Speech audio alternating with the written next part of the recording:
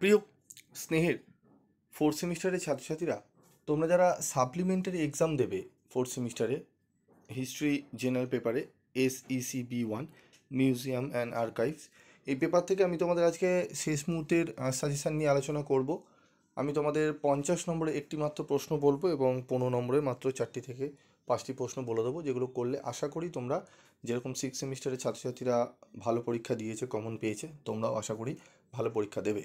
তো প্রথমেই তোমরা কারা কারা পিবি স্টাডি ক্লাসের ফার্স্ট সেমিস্টার থেকে বা সেকেন্ড সেমিস্টার থেকে তোমরা ফলো করছো সেগুলো জানাবে, এবং তোমরা পিবি স্টাডি ক্লাসের সাজেশন পেয়ে কতটা উপকৃত হয়েছিল সেগুলোও তোমরা কমেন্ট করে জানাবে। তো দেখো, আমাদের এই যে পেপারটি, এখান থেকে গুরুত্বপূর্ণ 50 নম্বরের একটি প্রশ্ন আমাদের আসে, সেটি অ্যাটেন্ড করতে হয় আমাদের 1000 শব্দের মধ্যে। খুবই ভাইটাল একটি জায়গা, এইটি ভালো করে লিখতে পারলে এখান থেকে কিন্তু আমাদের 5 নম্বরটা চলে আসে, ঠিক আছে। এবং 15 নম্বরে দুটি প্রশ্ন আমাদের কিন্তু অ্যাটেন্ড করতে হয়, টোটাল 80 নম্বরে পরীক্ষা হয়। তো দেখো, আমাদের যে প্রশ্নটি পড়বো আমরা, সাম্প্রতিককালে তোমার দেখা কিংবা তথ্য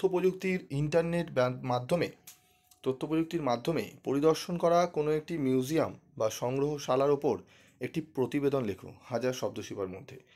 এবার এই প্রশ্নটি তোমাদের দেবে, এখানে তোমাদের প্রশ্ন হচ্ছে, স্যার আমরা মিউজিয়াম বা সংগ্রহশালা যদি দেয় তো লিখব, যদি স্মৃতিসৌধ হিসাবে যদি কিছু দেয় তখন কী হবে। তো এখানে স্মৃতিসৌধ থেকে মিউজিয়াম বা সংগ্রহশালার উপর প্রতিবেদন আসার সম্ভাবনা বেশি, ঠিক আছে। আরেকটি প্রশ্ন আসতে পারে, যেটি হচ্ছে তোমাদের এই প্রশ্নটি দিতে পারে যে ভারতের একটি স্মৃতিসৌধ হিসেবে তাজমহল সম্পর্কে প্রতিবেদন লেখো।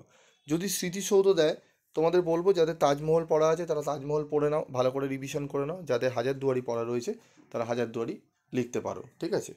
এবং এখান থেকে যদি তোমাদের প্রশ্নটি দেয় মিউজিয়াম বা সংগ্রহশালা, তো মিউজিয়াম এবং সংগ্রহশালার ওপর তোমরা একটি প্রতিবেদন কিন্তু লিখতে পারো। নিচের দুটোর মধ্যে যে কোনো একটা তোমরা কিন্তু লিখতে পারো, ঠিক আছে। মিউজিয়াম বলতে হাজারদুয়ারিও আমাদের বোঝায়, তো সেটি তোমরা লিখতে পারো, ঠিক আছে।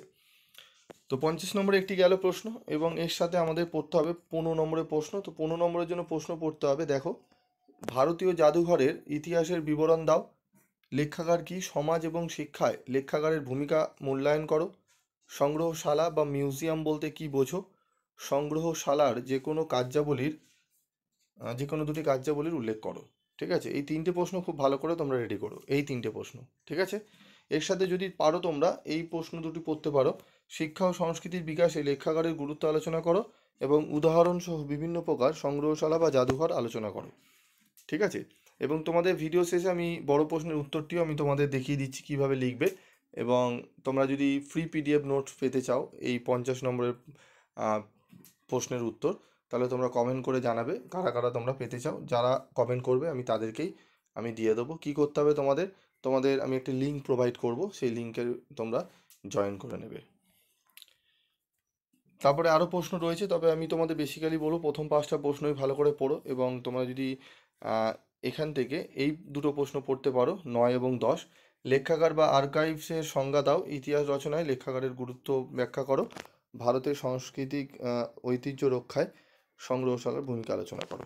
এই 9, 10 এবং ওখানে 5টি, ঠিক আছে। টোটাল 7টি প্রশ্ন বললাম, তবে যেগুলো স্টার রয়েছে সেগুলো ভালো করে পড়ো, এবং তার সাথে 9, 10 নম্বর প্রশ্নটি ভালো করে পড়ে যাও। তবে 50 নম্বরের প্রশ্নপত্রটি বেশি, মানে 50 নম্বরের যে কোশ্চেনটা আসবে সেটি বেশি ভাইটাল, সেটা অ্যাটেন্ড করতে পারলেই, ভালো করে উত্তর লিখতে পারলে সেখানেই কিন্তু আমাদের নাম্বার কিন্তু উঠে চলে আসবে, ঠিক আছে।